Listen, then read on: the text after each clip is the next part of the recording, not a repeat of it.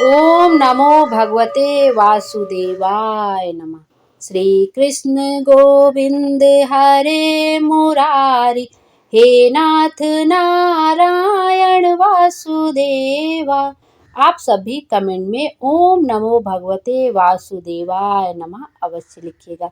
मैं हूँ ज्योति और आपका अपने चैनल शुभ कथा में स्वागत है। आइए आज के वीडियो में हम वैशाख मास महात्म के अध्याय 10 का श्रवण करेंगे। वैशाख मास का पावन महीना चल रहा है और यह महीना भगवान विष्णु को समर्पित है। भगवान विष्णु का एक नाम माधव है और उनको प्यार से मधुसूदन भी कहा जाता है। भगवान विष्णु की इस महीने विधि विधान से पूजा अर्चना करने से और वैशाख मास में रोज किसी पवित्र नदी में जाकर स्नान करने से हमें मनोवांछित फल की प्राप्ति होती है। साथ में वैशाख मास के स्नान की कहानियां सुनने से हमारे जन्म जन्मांतर के पाप नष्ट हो जाते हैं। हमारे जीवन में सुख और सौभाग्य की वृद्धि होती है। यदि आप रोज वैशाख मास में स्नान नहीं कर पा रहे हैं किसी पवित्र नदी में जाके, तो कुछ विशेष तिथियां होती हैं। यदि उन विशेष तिथियों में से आप एक दिन भी जाके स्नान कर लेते हैं वैशाख मास में, तो आपको पूरे मास के स्नान का पुण्य फल प्राप्त हो जाता है। वह विशेष तिथियां हैं, जैसे एकादशी है, आप द्वादशी है, त्रयोदशी है, अक्षय तृतीया है। इन कुछ विशेष तिथियों में पूर्णिमा तिथि है। इन तिथियों में आकर आप एक दिन भी किसी पवित्र नदी में स्नान कर लेते हैं, जैसे गंगा जी, यमुना जी, सरस्वती जी। सरस्वती माता तो विलुप्त हो गई, यमुना जी, जमुना जी। आप संगम में स्नान कर लेते हैं तो जो भी हमारी मनोकामना होती वो अवश्य पूर्ण हो जाती है और हमें पूरे वैशाख मास में स्नान करने का पुण्य फल प्राप्त हो जाता है। आइए अब 10वें अध्याय का श्रवण करते हैं। मैथिली बोले कि हे ब्राह्मण, आपने कामदेव की स्त्री रति का चरित्र वर्णन किया और जैसे देवताओं को बताया, जो आशून्य शयन व्रत धारण किया वह मैंने सुना। अवश्य व्रत के धारण करने की विधि वर्णन कीजिए। इसमें क्या दान करना चाहिए, उसकी विधि क्या है, पूजन की क्या विधि है और उसका फल क्या है। हे भूदेव, यह सब मेरे सामने कहिए। इन बातों को जानने की मेरी बड़ी अभिलाषा है। यह सुन के सुतदेव कहने लगे, हे राजन, यह व्रत महापापों का नाश करता है। इसका नाम आशून्य शयन व्रत है। इसका विधान श्री हरि भगवान ने लक्ष्मी जी से कहा था, वह सब मैं तुम्हें सुनाता हूँ। इस व्रत के करने से देवताओं के देवता श्याम वर्ण लक्ष्मीपति जगन्नाथ संपूर्ण पापों के नाश करता प्रसन्न हो जाते हैं। हे राजन, इस पाप नाशक व्रत को किए बिना जो गृहस्थ धर्म में प्रवृत्त हो जाते हैं, उनका सब करना निष्फल होता है। हे महीपते, श्रावण शुक्ल द्वितीया के दिन इस आशून्य शयन नाम के सर्वोत्तम व्रत को धारण करें। चातुर्य मास में हिव्यास्त्र भोजन करें। फिर चातुर्य मास व्यतीत होने पर सम्यक पारायण करें तथा लक्ष्मी नारायण का पूजन करें। पारायण के दिन भक्ष्य भोज आदि चारों प्रकार के भोजन करें। फिर किसी ब्राह्मण को उपहावन देवें। सोने अथवा चांदी की मनोहर मूर्ति बनवावें। पीताम्बर धारण करावें। सुंदर वनमाला से सजाएं तथा सफेद पुष्प और सुगंधित द्रव्यों से पुरुषोत्तम भगवान का पूजन करें। तत्पश्चात ब्राह्मणों को शय्यादान वस्त्र दान दे। ब्राह्मण भोजन करावें। ब्राह्मण और ब्राह्मणी को दोनों को संग भोजन करावें। दक्षिणा दे पूजन करें। ऐसे नित्य प्रति 4 मास तक जनार्दन भगवान का पूजन करता रहें। फिर मार्गशीर्ष आदि मासों में पूर्वत हरि भगवान का पूजन करें। रक्तवर्ण हरि भगवान का रुक्मणी सहित ध्यान करें। ऐसे ही चैत्र से 4 मास तक हरि भगवान का पूजन करते रहें। भूमि पे आसन बिछा भक्ति से हरि भगवान का पूजन करें। जिनकी सनकादि ऋषिगण स्तुति करते हैं और पाप नाशक इस व्रत को आषाढ़ की द्वितीया के दिन समाप्त करें। उस दिन अष्टाक्षर ओम नमो नारायणाय इस मंत्र से हवन करें। मार्गशीर्ष आदि मासों में पारणों के दिन विष्णु गायत्री नारायण विदेह इस मंत्र से हवन करें और चैत्र आदि मासों से सहस्त्र शीर्ष इस पुरुष सूक्त के मंत्र से हवन करें। पंचामृत खीर घृतपक मालपुआ भोग के लिए करावें। उसे प्रतिमा के सम्मुख निवेदन करें। पहले लक्ष्मी नारायण को स्नान करावें। बीच में श्री कृष्ण महाराज की सोने की प्रतिमा दें। अंत में वराह जी की चांदी की प्रतिमा दें। फिर केशव आदि नाम से ब्राह्मणों को भोजन करा, श्रद्धा अनुसार 2 वस्त्र और अलंकार आदि से पूजन कर, घी मालपुआ उपायनार्थ ब्राह्मण के निमित्त 12वें दिन दे।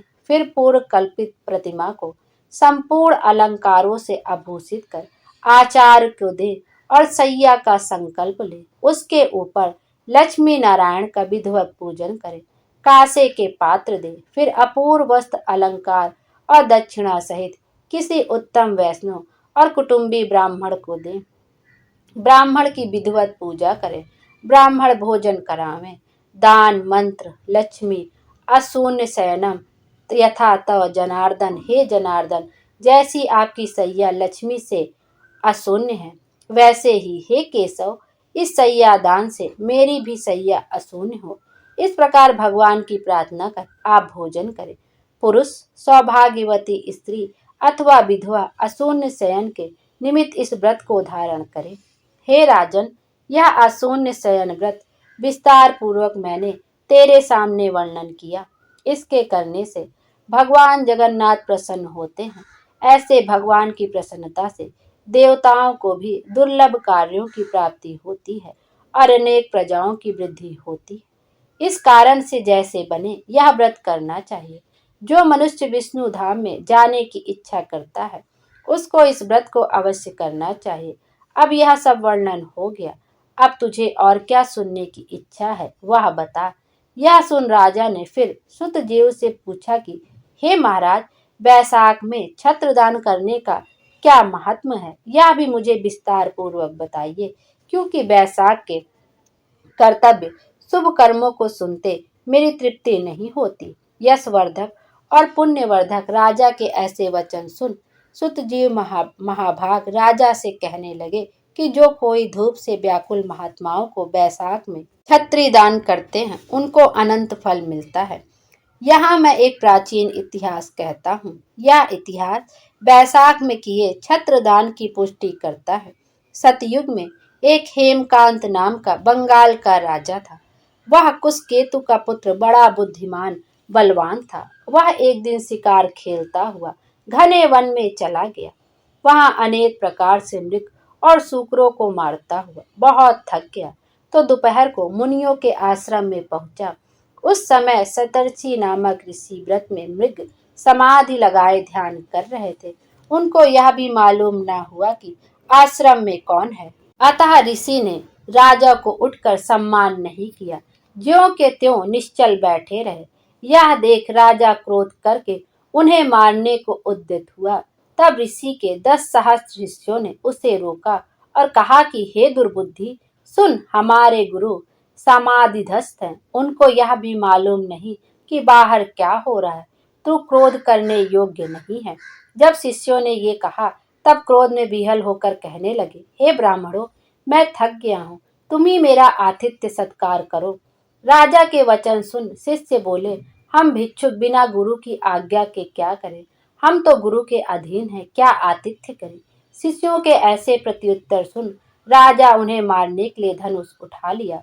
बोला, मैंने तुम्हारी दस्युओं और पशुओं से अनेक बार रक्षा की है, मुझसे ही तो तुमने प्रतिज्ञा लिया है और मुझे ही शिक्षा देते हो।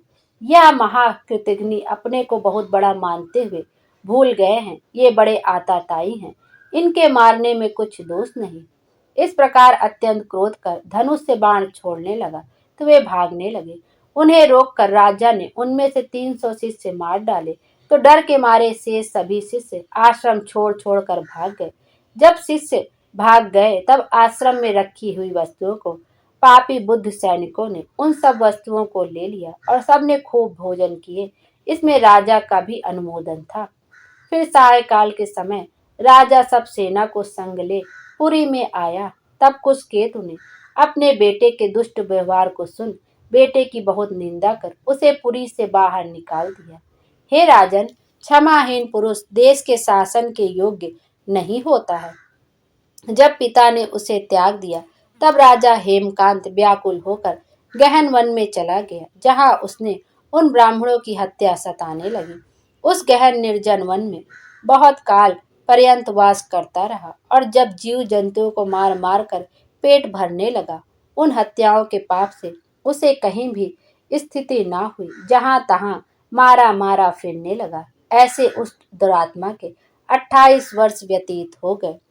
एक दिन तीर्थ यात्रा करते करते त्वरित नामक ऋषि बैसाख महीने में दोपहर के समय उस वन में चले गए। वह मुनीश्वर धूप से व्याकुल हो रहे थे, तृषा के मारे पीड़ित हो रहे थे। कहीं वृक्षहीन स्थान में वह ऋषि मूर्छित होकर गिर पड़े।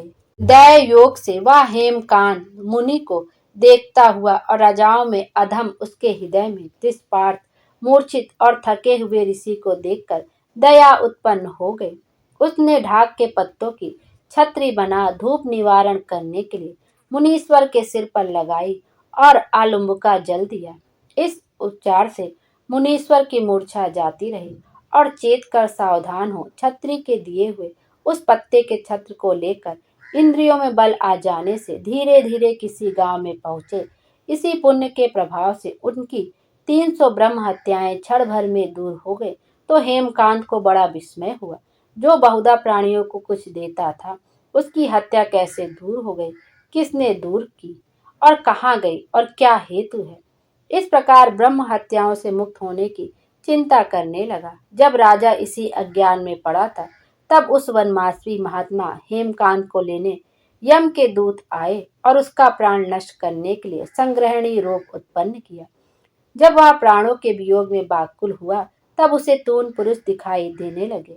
बड़े बड़े भयंकर यमदूत, जिनके सिर पर बाल ऊंचे खड़े थे, राजा को डराने लगे। तब अपने कर्मों को सोचता हुआ राजा मौन सा हो गया। तब उसी छत्रदान के प्रभाव से वह विष्णु भगवान का स्मरण करने लगा।